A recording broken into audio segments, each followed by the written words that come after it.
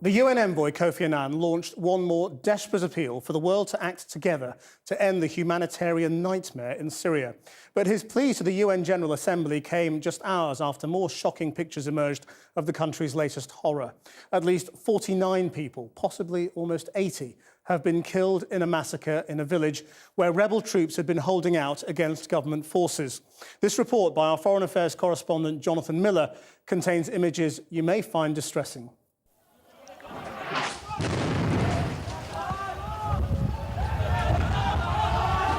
Tal Bisa, 10 miles north of Homs this morning. Kofi Annan's plan is unravelling, and Bashar al-Assad knows it. A brazen confidence that the world will do nothing as he blasts and bombs his people into submission. These people literally have nowhere to run to. A terrifying allegory for a whole country. Tal Bisa, one of several Syrian towns under bombardment, and 2 weeks on from the massacre of mostly women and children in Hula, reports of another mass killing in a tiny Sunni Muslim farming hamlet called Mazrat al-Kubair. The YouTube pictures are gruesome. Again, it seems many children, some shot, some shelled, some reportedly knifed, others burned alive, it is said. But the reports are as yet unverified, and United Nations observers have today been obstructed, unable to enter the area. Our observers are still working on getting into the village. They're still trying to go there to try to establish the facts and verify what happened in Mazrat al-Kubair. And we are very concerned, extremely concerned about this restriction imposed on our movement. It's all turned up the heat on the United Nations. As a special session gathered to hear what the UN envoy Kofi Annan had to say, demonstrators dressed up as Presidents Vladimir Putin and Bashar al-Assad shook bloodied hands over 49 mock-shrouded bodies representing the children killed at Hula. Inside, the usually soft-spoken UN Secretary-General lambasted what he branded a catalogue of atrocity of unspeakable barbarity.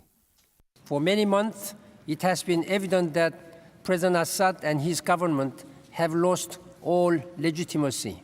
The trail of blood leads back to those responsible.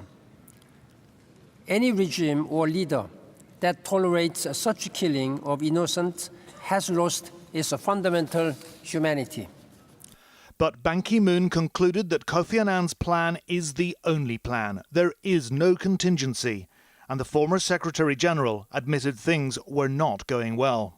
I must be frank and confirm that the plan is not being implemented.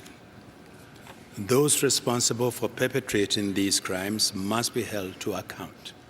We cannot allow mass killing to become part of everyday reality in Syria.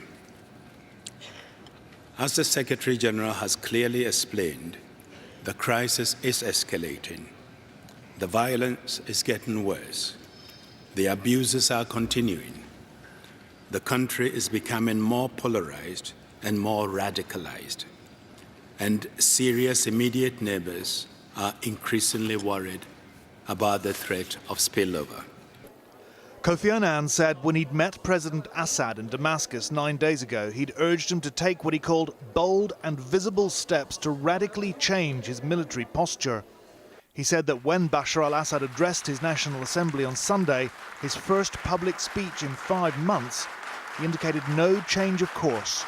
The president defended his crackdown, likening his security forces to surgeons, cutting and amputating to save the lives of their patients. And today, at the UN, Syria again on the defensive. It